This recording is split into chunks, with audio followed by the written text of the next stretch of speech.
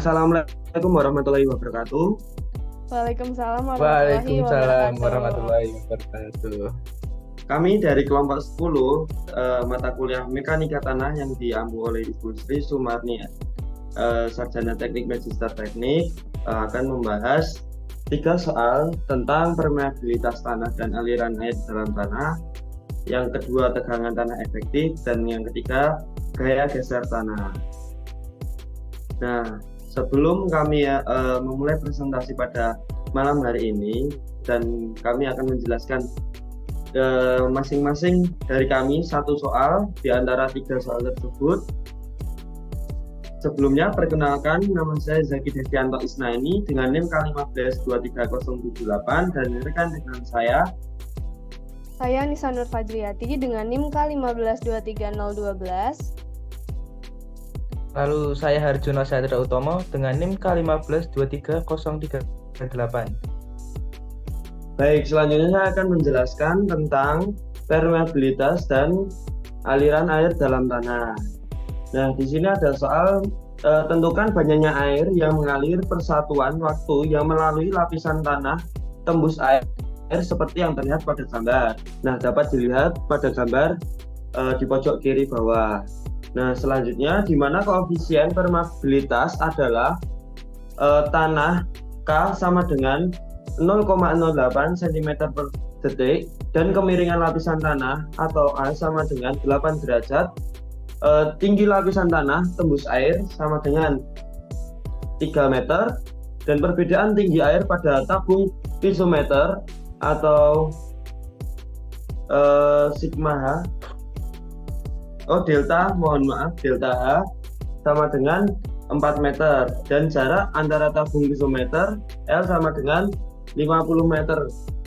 Di sini saya akan menjelaskan penyelesaian dari soal tersebut yang telah diketahui dari beberapa yang telah diketahui, yaitu gradien hidrolik atau I sama dengan delta H per L per cos A sama dengan dimasukkan dari delta H tersebut tadi ditemukan 4 meter dan L sama dengan 50 meter atau jarak, dan cos kemiringan adalah 8 derajat, dan kemudian dapat dihitung dan ditemukan 0,0792.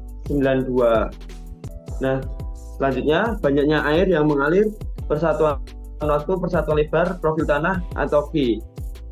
Nah, V di sini rumus K kali I kali A, yaitu pada K tersebut 0,08 dikali 0,01 meter per detik dikali 0,0792 dari hasil perhitungan gradien hidrolik yang I, dan dikali 3 cos 8 derajat meter kubik dikali 1, yang ditemukan hasilnya adalah Q sama dengan 0,188 kali 10 pangkat min 3 meter kubik per detik per meter lebar. Oke, selanjutnya. Nah, baik, di sini ada sedikit referensi dari penjelasan lebih detail lagi tentang permeabilitas tanah dan air yang mengalir dalam persatuan tersebut. Nah, nanti bisa kami tayangkan video yang kami ambil dari salah satu channel YouTube. Mungkin apabila kurang jelas dapat dilihat di video tersebut. Baik, terima kasih. Cukup sekian dari penjelasan saya tentang permeabilitas tanah. Yang mungkin kurang jelas, saya sendiri memohon maaf yang sebesar-besarnya. Semoga dapat membantu teman-teman untuk mengerjakan soal tersebut. Terima kasih. Wassalamualaikum warahmatullahi wabarakatuh. Waalaikumsalam warahmatullahi wabarakatuh. Waalaikumsalam. Baik, selanjutnya soal kedua. Nah, soal kedua ini yang akan dijelaskan oleh saudara Harjono Satria Utomo tentang tegangan tanah efektif. Baik, terima kasih kepada saudara Zeki yang sudah memberikan waktu untuk saya menjelaskan soal nomor 2 ya, tentang tegangan efektif dan tegangan total. Nah, dari nomor 2 ini sudah ada soalnya, yaitu profil tanah seperti pada gambar di soal nomor 2 ini kan. Nah, tanah pasir itu memiliki berat volume kering dengan berat 20 kN per meter kubik. Selanjutnya berat volume jenuh 25 kN per meter kubik. Selanjutnya ada tanah lempung dengan berat volume basah 15 kN per meter kubik dan berat volume jenuhnya 18 kN per meter kubik. Nah, selanjutnya kan akibat hujan terdapat air yang menggenang setinggi 1,5 meter di atas permukaan tanah yang berpasir. Selanjutnya hitung tegangan total dan tegangan efektif pada titik A, B, C sebelum dan sesudah hujan. Nah, ini kan di sini ada lapisan-lapisan tanah ya. Yang di atas sendiri itu air genangan, terus air genangan di bawah ya ada pasir, terus ada lempung dan ada muka air tanah. Di tiap-tiap lapisan memiliki ketebalan yang berbeda-beda. Ada yang 1,5 meter, lalu 2 meter, 3 meter, 3 meter, 2 meter. 2 meter ini ada tebal pasir, terus 3 meter ditambah 3 meter, 6 meter itu lempung, dan yang 2 meter di bawah muka air tanah. Selanjutnya langsung aja membahas soalnya. Yang pertama itu kan tadi diketahui berat volume keringnya 20 kN per meter kubik. Terus berat volume jenuhnya 25 kN per meter kubik. Ada lagi yang diketahui yaitu berat volume tanah lempung itu 15 kN per meter kubik dan berat volume jenuhnya 18 kN per meter kubik. Lalu jangan lupa yang diketahui satu lagi itu air yang menggenang akibat hujan itu 1,5 meter di atas tanah pasir. Lalu yang ditanyakan adalah tegangan total dan tegangan efektif pada titik ABC sebelum dan sesudah hujan. Langsung saja yang pertama, pada saat tanah sebelum hujan. Di titik A, sigma A sama dengan sigma A aksen. Jadi ini 1,5 dikalikan 20 itu berat volume keringnya, hasilnya itu 30 kN per meter kubik. Lalu di titik B itu sigma B sama dengan sigma B aksen. Jadi rumusnya tebal air yang menggenang dikalikan berat jenis pasir kering ditambah tebal lapisan lempung dikalikan berat jenis volume basah lempung. Ini 1,5 dikalikan 20 ditambah 3 kali 15, hasilnya adalah 75 kN per meter kubik. Nah, ini kan tanah lempung di atas muka air tanah dianggap tak jenuh air, jadi ya nggak ada anunya. C aksen yang kedua. Terus di titik C sama dengan C aksen sama dengan tebal air menggenang dikalikan berat jenis volume kering pasir ditambah total tebal dari lapisan lempung yaitu 6 dikalikan berat jenis volume basah lempung ditambah ketebalan lapisan di bawah muka air tanah itu kan 2 dikalikan volume jenuh lempung. Tadi yang pertama 1,5 dikalikan 20 ditambah 6 kali 15 ditambah 2 kali 18. Hasilnya adalah 156 kN per meter kubik. Terus selanjutnya ada C aksen sama dengan C aksen dikurangi U. U itu tebal air menggenang dikalikan berat jenis air. Berarti 156 dikurangi dalam kurung tebal air yang menggenang 1,5 dikalikan berat jenis air 9,81. Hasilnya 156 dikurangi 14,71. Hasilnya 141,29 kN per meter kubik. Nah, selanjutnya tadi kan sebelum hujan, terus selanjutnya menghitung sesudah hujan dan air yang dan terdapat air yang menggenang. Mau enek telepon masuk gak? Ora. Dah. Ora. Lanjut ya.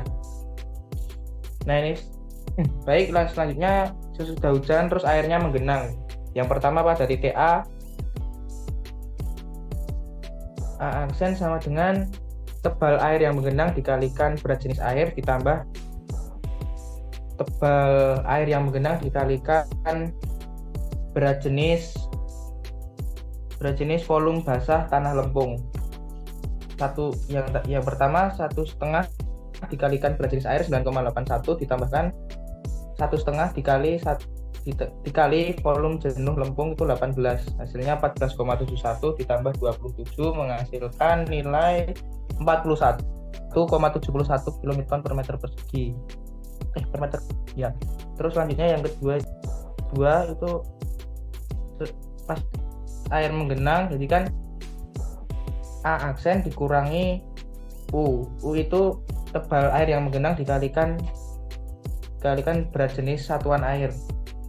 41,71 dikurangi 1,5 dikali 9,81, hasilnya 27 kN per meter persegi.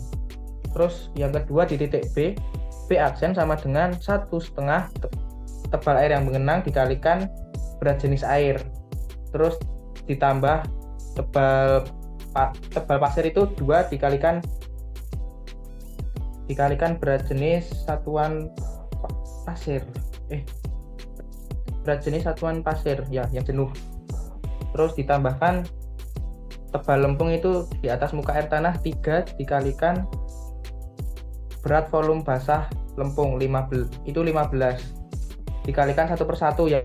Yang pertama itu hasilnya 14,71 terus ditambah 36 terus ditambah 45, hasilnya 95,71 kN per meter persegi. Terus yang terakhir di titik C aksen sama dengan 1,5 masih sama tebal air yang menggenang dikalikan berat jenis air ditambah tebal pasir dikalikan volume jenuhnya itu 8 volume jenuh tanah lempung ditambah total tebal lapisan lempung itu 6 dikalikan berat volume basah ditambah tebal di bawah muka air tanah itu 2 dikalikan volume jenuhnya itu 18. Jadi kan yang pertama itu 1,5 dikalikan berat jenis air 9,81 ditambah tebal pasir 2 dikalikan satuan berat jenisnya itu 18 ditambah total tebal tanah lempung itu 6 dikalikan volume basah tanah lempung itu 15 ditambah tebal di bawah muka air tanah 2 dikalikan volume jenuhnya itu 18 dikalikan 1/1. Yang pertama itu hasilnya 14,71 kN ditambah 36 kN ditambah 126 kN, hasilnya 176,71 kN per meter kubik. Nah ini perhitungan yang terakhir tuh pas air menggenang, jadi bukan air ya, C aksen dikurangi U, masih sama U itu tebal air yang menggenang 1,5 meter dikalikan berat jenis air. Jadi tadi C aksen itu 176,71 dikurangi 1,5 kali 9,81, hasilnya 162 kN per meter kubik. Nah, mungkin di soal nomor 2 hanya itu yang dapat saya sampaikan. Selanjutnya saya kembalikan ke moderator Saudara Zaki. Baik, terima kasih Saudara Juna yang telah menjelaskan tentang tegangan tanah efektif. Nah, selanjutnya ada gaya geser tanah yang akan dijelaskan oleh Anissa Nurfajriati. Baik, terima kasih atas kesempatannya. Di sini saya akan menjelaskan mengenai soal gaya geser. Untuk pertanyaannya, Uji geser langsung dilaksanakan untuk menentukan kuat geser tanah pasir bersih yang dipadatkan. Pada pengujian ini dipakai ukuran kotak sebesar 250 x 250 mm dan data pengujiannya ditunjukkan dalam tabel. Yang pertama yaitu beban normal sebesar 4 kN, 8,5 kN, dan 13,5 kN. Lalu yang kedua, beban geser puncak dengan sebesar 3,5 kN, 7,2 kN, dan 11 kN. Lalu yang ketiga, beban geser residu sebesar 2,5 kN, 5 kN, dan 8,2 kN. Lalu pertanyaannya, tentukan kuat geser tanah pasir tersebut bila dalam kondisi padat dan tidak padat.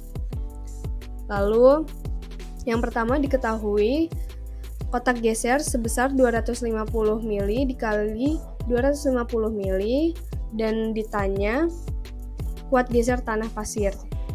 Lalu jawabannya, yang pertama kita akan menghitung luas permukaan dari kotak geser tersebut dengan cara sisi kali sisi, yaitu 250 dikali 250.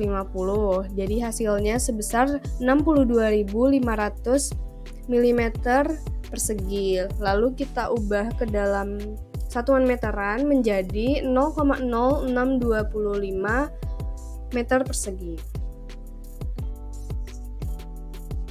Baik, selanjutnya menghitung tegangan normal dengan rumus sigma sama dengan N per A, dengan N yaitu resultan gaya dan A sebagai luas penampang. Dimasukkan ke dalam rumus. Untuk yang pertama, N sebesar 4 dibagi A sebesar 0,0625 sama dengan 64 kN per meter persegi. Lalu yang kedua, N per A sama dengan 8,5 dibagi 0,0625 menghasilkan 155,2 kN per meter persegi. Lalu yang ketiga, N per A sama dengan 13,5 per 0,0625 dikali sama dengan 216 kN per M persegi.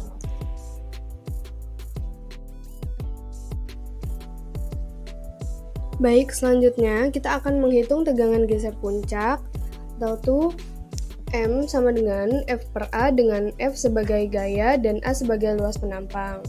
Lalu pada yang pertama itu 3,5 dibagi 0,0625 menghasilkan sebesar 56 kN per meter kuadrat. Lalu yang kedua, F per A sama dengan 7,2 per 0,0625 menghasilkan 115,2 kN per meter kuadrat. Dan yang ketiga, F per A sama dengan 11 per 0,0625 menghasilkan 176 kN per meter kuadrat.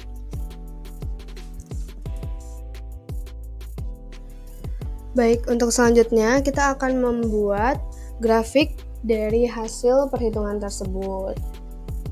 Lalu setelah membuat grafik tersebut, kita akan menarik garis lurus dari ujung bawah sampai ujung atas. Lalu kita hitung sudutnya. Lalu didapatkan bahwa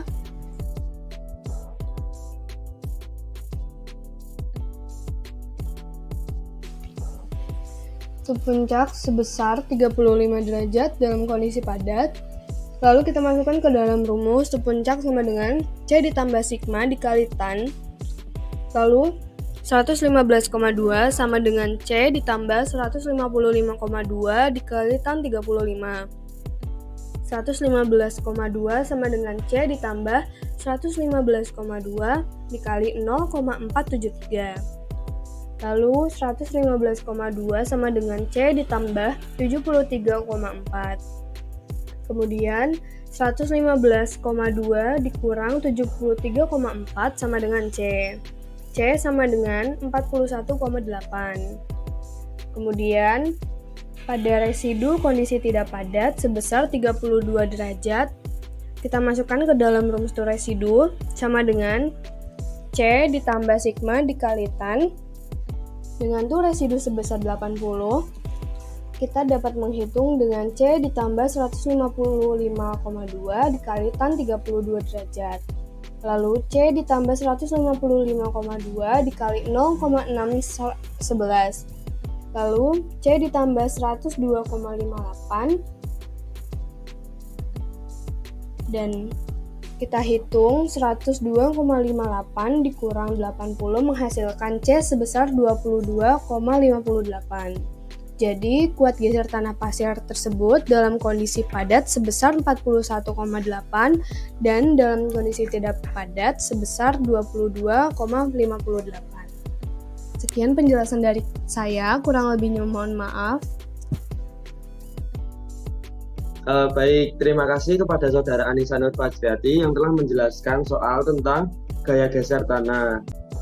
Dan terima kasih semuanya kepada teman-teman yang sudah berpartisipasi dalam menjelaskan soal dari permeabilitas tanah, tegangan efektif, dan gaya geser tanah.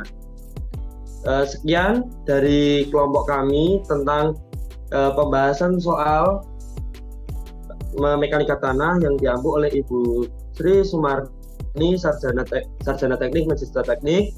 Apabila dalam menyampaikan materi pada hari ini kurang berkenan, kami memohon maaf yang sebesar-besarnya. Semoga ilmu yang kami bagikan bermanfaat bagi kita semua.